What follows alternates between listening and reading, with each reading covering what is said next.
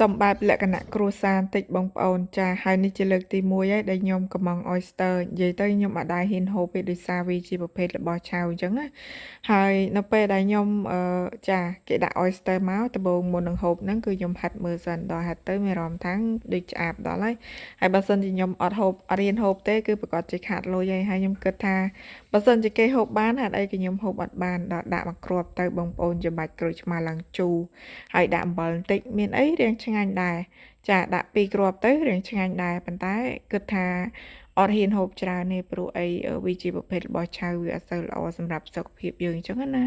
តាមពិតទៅត្រូវទៅក្រៅទៅញ៉ាំអីនៅក្នុង Valentine Day គេដែរប៉ុន្តែដោយសារតែ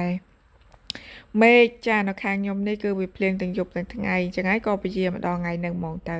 កូនខ្ញុំវិញឃើញខ្ញុំកំង oyster គាត់ថាម៉ាមីសង្ស័យតែចង់បានគុយខ្យងហើយមើលទៅហើយគាត់ពីរនាក់ហ្នឹងអង្គុយនាំគ្នាសើចគាត់ថាខ្ញុំនឹងចង់បានគុយខ្យងបានកំង oyster មកញ៉ាំ